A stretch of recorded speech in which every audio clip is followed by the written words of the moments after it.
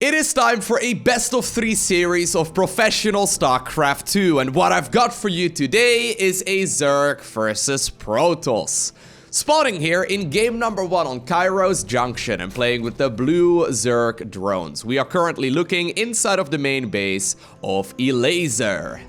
And his opponent in the opposite corner playing with the red Protoss probes. A channel favorite. Let's just say that this man likes his dedicated aggression, okay? He likes to play unorthodox strategies. We have none other than Haas. So here's the thing about Haas. He likes to play builds that other Protoss players don't really play. A lot of Protoss players like to do a little bit of pressure here and there while building up that really scary Protoss death ball. Oftentimes though, Haas actually cheeses very aggressively and he manages to squeeze out victories against top level players all the time. And that's what actually makes him such a tough opponent to predict. Because while he's very, very good at cheesing and he's very, very known for playing hyper aggressively, he's also very good at just simply playing straight up macro. Last year, he managed to get to the grand finals of a WCS event, a WCS circuit event, where he did end up going down against Serral. But a lot of Zerg players, especially at that time, were really sweating because they were unsure as to what they can really go ahead and do against Haas's style. Now, what a lot of Zerg players, though, have been doing against Haas's style is basically what Elazer is doing right here as well. Rather than going for the much more conventional hatchery first, they are giving him the respect that he deserves. They are accepting the fact that they're not going to be able to open up with their most optimal build. And apparently he did decide to go for a really quick gas and then also a quick spawning pool, just in case it was going to be cheese. But it's kind of cool because Haas is known for cheesing a lot, right? He's good at playing the standard macro game as well, and because he's got that image where he cheeses a lot of players that go up against him play a build that is technically inferior, and therefore Haas can actually get an early game advantage. You see what I'm trying to say? It's actually really, really cool. For a while, we did actually see a lot of Zerg players go for the third base as their first expansion, or rather than the natural over here, which I always thought was really, really clever, since Haas does like to go for the forge-based openers, right? And he likes the cannon rush and then do the immortal juggling and all that. If you go for the third base as your first expansion, we'll see if maybe Elazer is going to do it in another game right here as well, but if you go for the third base instead of the natural, you're basically making the Protoss player make a choice. Do you want to kill the expansion, or do you want to contain me at the bottom of the ramp? You're not going to be able to do either of them if you decide to attack that base, or if you decide to go for the container. Then I've got the it's a really clever little play that a lot of the pro gamers have been going for. Now, one of the advantages, though, of going for that quick spawning pool is that, indeed, you're going to be able to get that Zergling inside of the main base to be a little bit of a nuisance. This is not so much really meant to deal any damage. One probe kill would actually be quite nice. But instead, it is going to be here just to scout around. And with that robotics facility spotted, I think that Haas must be, at the very least, feeling a little bit worried. Actually, the Adept gets picked off as well. No third base just yet. We see a lot of Zerglings currently making their way across the map. The lair is already just about to finish, and I didn't quite realize while I was blabbering onwards about Protoss cheese that it looks like Elazer is the one who's gonna play hyper-aggressive here instead. We have a 3-minute and 20-second Nidus network. What in the world? One force field right there was already forced. We do see the shield batteries going up near the front, but there's an Overlord already in position. I think he's planning to transport all of these Zerglings towards the main base. If he could actually kill the Warp Gate research, that would be massive. It's a couple seconds from finishing right now. No way. No way. That is massive. So there's no Warp Gate. That means no warp-ins right now. You're gonna have to build them the good old-fashioned way. Cybercore once again comes up right now, but that means at this point we see an Immortal coming up as well as a Zealot. Now he needs to scout this. Okay. No, go there. Okay, I was gonna say, if he doesn't see it and the worm goes up, that is essentially game over. Really, really tough scenario right now for Haas to be in, but man, is that already a really solid amount of damage that Elazer has done. Here's the thing, though. He does need to deal crippling amounts of damage. He does need to deal enough damage to the point where he's got, oh my god, I think he's gonna unload. There we go. Yeah, he needs to deal so much damage that he can actually win the game right here, right now. Now, the Zerglings do unload, but keep in mind, there's 4 shield batteries right now at the front. There's not a pylon being constructed here as well, so you can't really, like, shut this down very easily either. Another Nidus Worm is currently going up inside of the main base of Protoss. One of the sentries there does end up falling, but the Immortal is still alive, and that's really the most important part of this build right now. There's a second Immortal, though, out right now as well. I kind of feel like he needs to start hunting for another one of those Nidus Worms inside of the main base. A couple of probes have gone down so far, but Elazer has not actually done enough damage just yet. Keep in mind, this is a complete all-in right here for Zerg, and while there are indeed a couple more shield batteries going up, the main base is completely undefended. Still, the amount of units available right now for Haas is actually quite menacing. If he could go ahead and get like a Warp Prism right now, he might be able to start the reverse juggling, right? So remember the juggling that he likes to do on the other side of the map? He could do that inside of his main as well. If he can somehow, some way get a Prism out right now, that would actually be really, really cool. Another Nidus Worm is going to go up inside of the main base, but another Immortal, though, has decided to make short work of that one, and that will not go up. Maybe the Natural could be in a little bit of trouble, but now with the amount of shield batteries here, Haas obviously has got some really, really good micro. He's one of those players who likes to play the unconventional games, and I kind of feel like you're playing into his arms right now. Even though Elazer did end up getting the kill right there on the Warp Gate research, it looks like Haas doesn't need it. He's just producing things the good old-fashioned way. Look at the building positioning and those two super clutch force fields. They are preventing the Zerglings from really being able to deal any damage, and Haas, I think he's holding. I don't think I've ever seen a Protoss player hold from this position. I'm pretty sure he's holding here. Right? Is he? I mean, those Immortals are not gonna go down. I mean, they're literally immortal right now. Well, okay, not literally, but there's a third one joining the fray as well. Those shield batteries finally are out of energy, but while this is all going on, Haas is mining a lot more than his opponent. And that worm, nope, not a chance. That worm will definitely be shut down. As long as the Nexus lives, he's gonna be okay. I guess that's the scary part, though. You never really know if this Nexus is gonna be able to live. But even then, right, if Haas can stabilize, he's gonna have that worker advantage right now, and I think in an extremely clutch hold, I think he's managed to do it. Once again, though, he's gonna start up the Warp Gate research. A couple Zerglings are now spilling out. He needs to be careful about that control. Beautiful shield battery placement right there, though. Just enough time for the Immortal to back up. It looks like Elazer decided to go for the main base right now instead.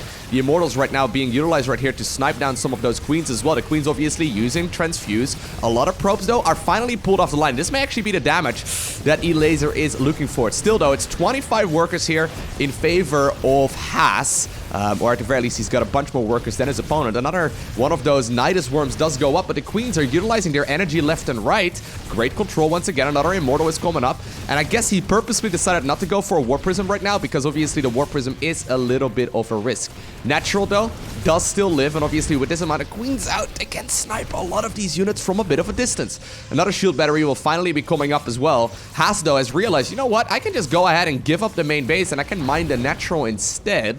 Elazer is putting all of his eggs in one basket. There is absolutely no transition possible right now, but I really... Oh, okay, that hurts. I was gonna say, I really do think that Haas, for a little bit right there, was in an absolutely phenomenal position. Right now, though, it seems like Elazer is pulling a rabbit out of a hat. Finally getting some of those traits that he was looking for. Once again, oh, great target firing right there on the Zerglings at the bottom. Just... Oh, almost trapping that Immortal there, but once again, I do feel like Elazer is being able to... Is he being able to push through? I mean, I'm still not convinced here, okay? That's a lot of Immortals. These Queens do still have a lot of energy, but there's still not enough damage that's really being done. Finally, Warp Gate upgrades did finish up, by the way, so we are now, all of a sudden, many minutes into this game. Normally, the Nidus Worm cheese lasts only for a very short duration of it, but look at this. The Immortal dealing so much damage, sniping the Queens left and right, and now that the Queens are off creep, they're gonna have a really hard time really getting any work in. And Haas warping in units as well, where he can get the least amount of service area, right? Like the Zerglings are not going to be able to easily surround that. Haas decided to push forward right there, try to go after, of course, the Nidus Worm. If he can prevent the retreat right here, that would be absolutely massive. Still, though, Zealots now joining the fray as well. They are phenomenal at just simply tanking damage, but also at dealing damage. And while usually they have a tough time making their way towards their target, in this game, they managed to do so. And it is indeed Haas who ends up obtaining the victory. That was really sick, actually. Well defended there by Haas. The thing about the Nidus cheese is that you need to overwhelm your opponent right from the get-go. And if you don't do that, right, and they continue mining just a little bit more than you, I mean, 26 workers versus 19 doesn't sound like a big difference, but every minute that goes by, Haas's army just simply gets way, way bigger, and you're on a timer. When you go for an all-in like this, you're just simply on a timer. So really well held there by Haas. Alright, game number 2 will bring us to Port Alexander LE. Really solid game number 1 there though, right? Even though Haas didn't really realize exactly what was going on, I think, until the Nidus Worm already went up. At the very least, he had a good understanding of what Elazer was capable of. And I like the idea of Haas just simply playing super defensively right there. He knows he's got the image, obviously, as a Protoss who likes to play very cheesy, but the reason why he's so scary when he does cheese is because of his insane micro, so he can go ahead and use that same skill as well to defend in the meantime at home. So really wonderful work there, very careful building placement, really clutch force field, not spamming it by any stretch of the imagination, not really like trying to get any more value than he was really looking for, and in the long run, right, that economic advantage that he had was just simply a little bit too much right there for Elazer. So well done there by Haas. Game number 2 though, we once again do see the gas first and then also the spawning pool. I can't really blame Elazer. I mean, if you are going to be 1-0 behind against a Protoss player, you probably do not want to be 1-0 behind against Haas. Haas once more scouting right here with a probe. Looks like the hatchery though should still be able to go up right here at the very least at a reasonable time. It's gonna be a little bit later, obviously, but if he wanted to go for I'm a little sad about it as well, actually, because if he wanted to go for cheese, the Zerglings would just be able to shut it down, and I do love watching Haas play really, really aggressively. I don't think he's gonna be able to get that opportunity right now, but this is a very similar build to what we saw in game number 2, or in game number 1, rather, so I'm curious to see how Haas is going to respond this time around in game number 2. You know what? If your opponent is going for a quick gas into a quick spawning pool, it kind of immediately indicates to me that you pretty much have to go for a robo, right? I mean, you could obviously go for a Stargate, but if you go for a Stargate and you have the Nidus Worm inside of your main base, I mean, what are you gonna do? I guess you can make one Void Ray or something, but it's probably not even gonna be out in time by the time that the Nidus actually hits. So I'm pretty sure that you are essentially forced to right now go for a robo if you are the Protoss player in this game. We'll see though. There's one probe right here hanging out at the third base. I like this a lot actually for Haas. If he sees the third base going up, he knows for certain that it's not gonna be that very, very aggressive Nidus cheese that we saw in game number 1. So that's actually pretty cool. That's a nice little addition right here. He keeps checking. He wants to know whether or not a third base is even planned right now. And by not seeing it, I think, yeah, he's essentially forced right now to go into that robotics facility. Nematized Carapace going up, although a Zergling, yeah, does sneak into the main base as well. So the Zergling will be able to scout out that indeed it is going to be a robotics facility, and I love that high-level move right there from Elazer. He's like, okay, I got the information I was looking for. I cancel my Nematized Carapace and just simply save myself the 100 minerals and 100 gas. Okay, so Elazer is very much so a Zerg player who strikes me as someone who likes to play macro. When you talk about top-level Zerg players from Europe especially, a lot of people will think of names like, for example, Serral, like, for example, Raynor, but I actually think Elazer is just a little bit below their skill level right now. There was a time, I would say about 2 years or so ago, where he was actually at like the same level of Serral. It really was Serral who really started ascending, I suppose. He really became ridiculously good in a short amount of time. But there's no denying Elazer is still a very, very scary, macro-focused Zerg. And while he does like to throw those aggressive builds out there every once in a while, I don't know if Haas is going to be the correct opponent, man. I really do feel like if you're going to play an unorthodox game, that's kind of where Haas shines. So playing that unorthodox game against him, I mean, you're kind of playing into this playstyle, right, that he is really good with. Anyways, couple of adepts right now make their way across. Lings are already waiting though, and with Zergling speed done, I don't think he wants to commit. Indeed, he does cancel the shade right there. Barely in the nick of time. Okay, So what exactly is Haas going for right now? We do not see the additional gases here coming up just yet, and I think this has been spotted here by Elazer. Normally we see these gases going up right around the same time as about, I would say 10 or so of those probes are in the natural. This time around, no gases here. We do see a quick Dark Shrine right now as well after the War Prism, and we also actually, well, it's actually not that quick of a Dark Shrine, I'll take that back. But it is going to be a Dark Shrine as a follow-up with right now a Twilight Council as well. It's only 4 gateways, so I'm assuming this is maybe going to be some Zealot aggression? Maybe he wants to go for some sort of 2-base push. Yeah, once again, Elazer does see there's no gases taken there just yet. Plus, he's got scouts right now at both of the potential 3rd bases here of Haas. So this is a Haas build, okay? Normally we see the 3rd base go up right now, the 5-minute mark, and I don't see a probe heading over there just yet. We do see the charge upgrade finished up right now, and I guess he's looking to get the snipe right here on the 3rd base. A little bit of a risk, but the Prism obviously can still give you a lot of value. I mean, it essentially gives all of your Protoss units blink, right? If you control properly enough. Still though, with this amount of queens, I think that Elazer is gonna be a-okay, and while he does need to use a lot of that transfuse energy, and he does end up losing, I think, only one of them, that is still very nicely done right there by our Zerg player. At the same time, we did see a little bit of aggression on the other side of the map, but this is kind of the point where Elazer is going to be able to get a little more comfortable as he finally starts droning up the 3rd base.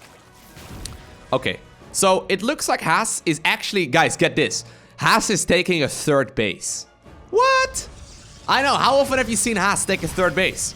I would say if you could look at the statistics of any Protoss player, Haas probably has a very small amount of games where he actually goes up towards the 3rd base. A lot of his matches do end by about this time in the game.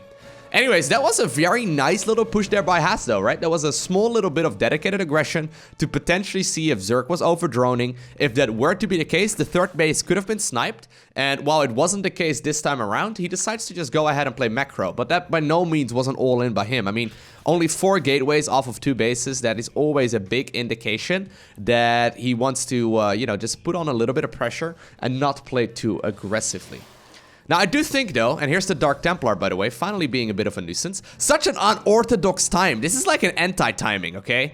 Like, the time where Dark Templar were good is kind of already 2 minutes ago. And because of that fact, he didn't expect the Dark Templar anymore, because it's technically an inferior timing right here, but it actually kills so many of those workers. It's such an anti-timing. So let me try and reiterate that, okay? So normally, if you see Dark Templar play, they will hit right around, I would say, 4 minutes and 30-ish seconds. In this game, they literally were 2 minutes later. And because, you know, you can assume at this level that your opponent is really, really good, they're never gonna go for a build that is technically inferior. And even though Haas decided to go for what seemed to be a bit of an anti-timing right here, Elazer's guard was down. I think he had 1 Overseer there, but he still actually ended up losing a very scary amount of workers there. Really, really cool stuff. Anyways, I do feel like, though, if you are Haas right now, playing into the strategy that Elazer feels most comfortable with is a little bit scary, right? Already, we see Elazer going up to a very healthy amount of workers. He's now going to be able to pump out a ridiculous amount of roaches right now as well. A couple of roaches actually made their way towards the 3rd base right now of Haas, and this is going to be a nuisance as the main army of Haas is actually moving across. Now, once again, this is a man with a War Prism and a couple Immortals, okay? It's kind of where he's really scary. Great dodges right there on the corrosive biles, and really solid set of force fields. Slices off a couple of those roaches and picks them up for basically free. One of the stalkers, though, does end up getting picked off, but those couple of roaches actually on the other side of the map are dealing a lot of damage. And even though Haas did end up getting a nice snipe there on a couple of those roaches, there's a lot more where those came from, as 10 more are just about to spawn. And I really feel like he's losing a lot more at home than he's justifying right here. Now, 1 Dark Templar, apparently. Man, I like that so much. Just a cheeky Dark Templar moving in, getting 9 worker kills right there. He's going to be able to, at the very least, even up some of those losses, even slicing away right there at the Roach Warren for a little bit.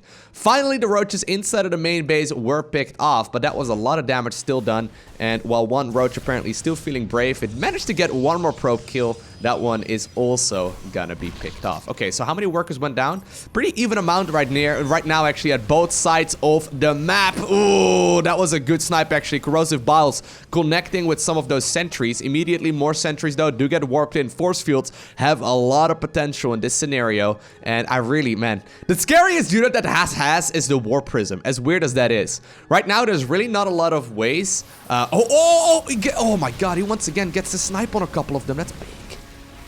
But once again, right, the War Prism, I mean, with there being no anti-air, Elazer's not going to be able to really do very much against it, and with good control, you can get so much value. At the same time, though, Roach is once again bypassing into the natural, bypassing into the main right now as well. There's still that push over at the front, but I think that one will be cleaned up here, especially now with one of the Dark Templar joining in the fray.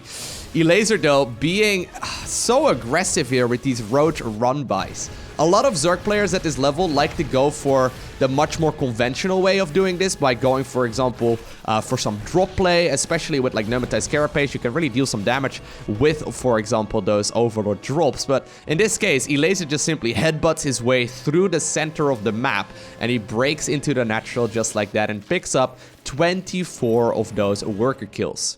That means he's killed 40 probes right now in total. I love this, man. I love this Zerg style. Honestly, it's so cool. Still, Haas is slowly building up that scary, scary army, right? This Protoss army, I guess one Immortal may have gone down, maybe two of them. Let's have a look.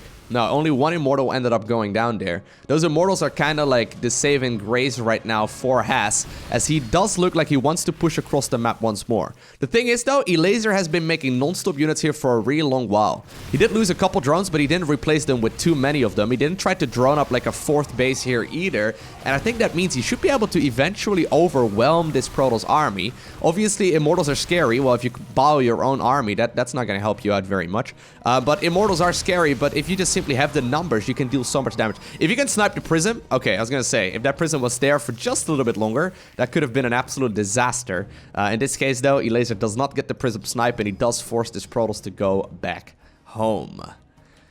Okay, so since this is a pretty low eco scenario, Elazer decides to go for the Swarm Host switch. I love that. I think Swarm Hosts are very, very, very strong. If you can get the good connection off, especially when your opponent doesn't have that big of an army, they are really scary. If Protoss armies get up to like, I would say about 100 army supply, so say about 120, 130 or so supply in-game. Well, actually, like more like 140, 150-ish supply in-game. But that's really when Protoss has a much easier time dealing with the Swarm Host. When Protoss doesn't have a big army, though, usually the Swarm Host can deal a tremendous amount of damage. There's now also, once again, a Nidus Worm coming up. So this is the second game right now where we do see the Nidus Worm, and in this case, with more and more Swarm Hosts coming across, I think he's planning to put down a Nidus Worm, rain the Locust from the Nidus Network's location, and then obviously snipe as many structures as possible. But first off, he needs to deal with this amount of Protoss units, and War Prisms, they are good. You can pick up some of those weakened units really well, but the Locusts still deal a lot of damage. 11 drones, by the way, once again were picked off, but so did one of those Immortals just now get biled. More and more reinforcements are coming up, and Elazer is the one who picks up the victory in game number 2. Alrighty, match point for both of these players, and the map will be New Repugnancy LE. Spawning here in the southwest corner and playing with the blue Zerg drones. We are looking inside of the main base of Elazer, and of course his opponent, we have none other than Haas in the opposite corner of the map.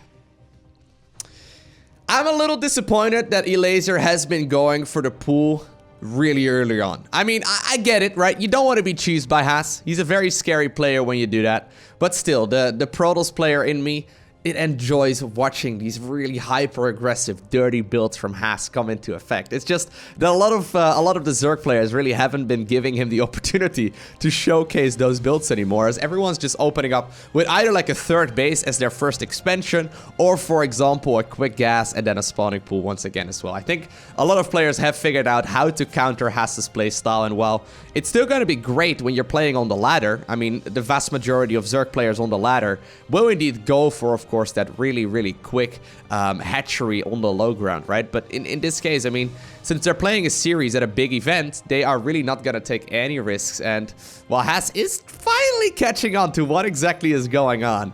Elazer is just simply gonna reroute towards the third hatchery instead. So, small little victory right there for Haas, but I mean, this is like a sad probe, okay? I don't know if a probe can frown, but I kind of feel like this is a sad probe right over here because it once again scouts the quick spawning pool, it scouts the quick gas, and it knows, okay, I'm likely not gonna be able to get too much done at this point in the game. Cybernetics core here coming up for Haas. He once again goes for the expansion. I'm assuming the pylon, yeah, somewhere around here. Probably once again gonna go for the Robo. I mean, he seems to like that build quite a bit. I do think the Robo does allow you to be pretty safe. I mean, the thing is right now, right? Since Elazer once again could go for the Nidus cheese, and actually, ooh, the one probe. Kept alive there. Ooh, Elazer almost missing it there with the Zergling, but he does end up getting the kill. And yeah, well, he's actually continuously mining gas. How much gas is mined right now? So 76. He could once again go for the Nidus cheese here. He could once again go for the Nidus cheese. He would need to start up the lair pretty much right now. 100 gas? There. Okay, yeah. I think he once again has the Nidus cheese coming up. Obviously, there's a variety of builds you could go for. But essentially, and I never really thought about that, but if you go for the pool into a spawn, or rather a gas into a spawning pool early on, you really are forcing Protoss to go for a Robo, because Twilight openers and Stargate openers are just not gonna cut it against the Nidus Worm, right? So you kind of force your Protoss opponent to go for the Robo, which I really like. I mean, obviously they don't have to. They could take a bit of a gamble and take a bit of a risk, but if they want to play safe, they are basically forced to go for the Robo. That's a cool way of playing. I never really thought about that. Nice. Learning something new every day. Anyways, link speed is just about to finish up. Elazer is now indeed having a probe scout around the third base, and he now sees, that there is not enough mining here. There's also no natural taken, so that does mean that something aggressive is coming up. I think that Haas should be able to blindly prepare for what is going on right now. Immediately starts up the Cybernetics Core Chrono Boost. He doesn't want to be in the same scenario once again. Elazer probably realizes, though, that he did get scouted. But regardless, the Nidus Worm is going up over at the third base. Since the Queen that was spawned in the main base decided to waddle all the way over towards the third as well, she is not going to be able to shoo away that probe. And while a couple Zerglings can clean up the job, there's no way for Elazer to right now inject the hatch in the main. And that kind of makes me a little worried as well, because I don't know exactly if you can generate enough larvae right now to keep on going with this assault as well. Even so, though, the Immortal's already out, right? I think Haas has got this covered. This is a much better scenario than he found himself in game number 1. Although it only takes one little bit of miscontrol, right? Only one little bit of miscontrol. I like that. I like that a lot. Baiting with the Overlord for this. Oh my god, this is actually gonna hurt. This is actually going to hurt so bad. The Nidus Worm is gonna go up, I think. Queens did go in first, so that means they pop in first as well, or they pop out first as well. They do manage to get the transfuse, although the Immortal still ended up getting the kill.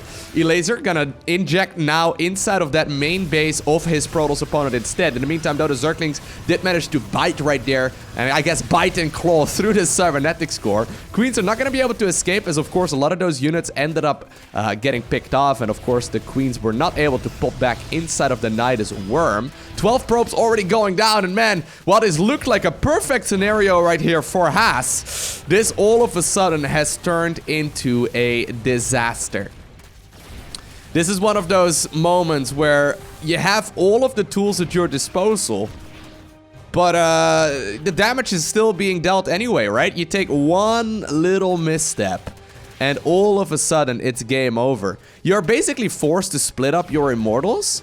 But by the time that the Nidus Worm went up in the natural and the Immortal was stuck in the main base, hugging that Overlord over there just simply wasn't enough right there for Haas to move over towards the natural. I guess the correct move here for Protoss is to position their Immortals like right over here, and then having like a probe scout in that area and maybe another one scout in that area. I think you could probably hold it then as well. But regardless, this is still going to be a lot of damage that's already being done right here by Elazer. And even though normally I would say it is Haas who's known as the resident cheeser in this series. It really is, you know, Elazer who's the one who deals a lot of damage right here with these very dedicated pressure-esque builds. Anyways, a lot of damage has been done. Haas did stabilize somewhat, but he lost the main base, right? And I can never really look at that and think that this is gonna be a positive outcome for him. I mean, the thing is, Elazer's actually committing a little too much here. I kind of would like him to see transition right now. I mean, If he just makes a round of drones, he's going to be in a phenomenal spot. I kind of feel like this is a bit of a risk. Still, though, that's a very not scary Protoss army there. And right now, oh my god. The Lynx are still poking in and out, and immediately we see more units poking in as well. In that natural once again as well. But Elazer is still committing to more Lynx. I kind of feel like he's playing too greedy here, though. Right? Is it not way smarter right now to just make a small round of workers? And make sure you can win this game in the long run? I mean, when you're ahead, get more ahead, right? More queens, by the way, did decide to join in. If you can get the wraparound, oh, that's a big deal. Yeah, if you can get the wraparound on those units, that is gonna hurt quite a bit. The Immortal right now ends up getting surrounded as well. Another Immortal immediately gets embraced by the Zerglings. And while it looks like they only want hugs, they decided to kill the Immortal there as well. So not so Immortal this time around. Still, I guess there's one Immortal left right now, but I think that's the end of the robotics facility, and that's going to be really, really difficult to continue this pressure with. Still feel like Elazer maybe committed a little too much here with good control there. I think that Haas may have still been able to hold on, but man, is that a lot of damage that these Lynx and Queens are capable of dealing. Shield battery right now out of energy. We see another Nidus Worm ejecting inside of the natural, and indeed Elazer is the one who ends up obtaining the victory in this series. Now this series was played I think about a week and a half or so ago at this point. For those of you wondering, for those of you Protoss players that are getting a little triggered by watching this, right? For what it's worth, the Nidus Worm did get nerfed 2 days ago. So in the past, the Nidus Worm had 5 armor while emerging.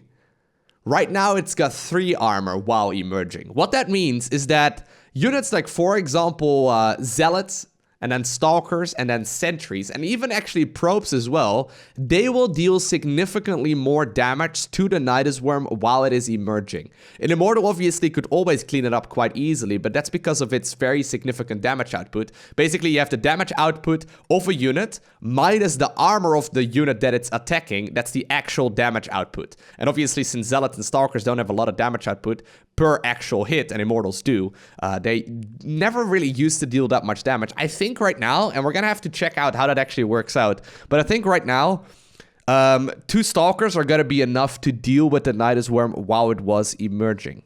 Or while it is emerging, rather. In the past, it used to be 3 in order to comfortably kill it. So you needed to have either 1 Immortal or 3 of those Stalkers. I think right now it's only 2. So that does make it significantly easier for the Nidus Worm to be picked off. And I think in this case, the Nidus, the very first one that went up in the natural, probably wouldn't have gone up. I'm pretty sure it wouldn't have gone up in the new patch. Regardless, we will never know, but I do hope that you enjoyed watching this series. If you did, make sure you hit that like button down below, and if you want to see more, make sure you hit that subscribe button so you get a notification as soon as I upload more. I don't know if we're once again going to be seeing, I guess, like 3 Nidus Worms in a row, okay? I don't know if we're once again going to see a Nidus hat trick, but I like seeing these builds, man. I think they're really cool. Anyways, I want to thank you for watching. Have an amazing day. Do not forget to smile, alright? And I will see you once more in the next one.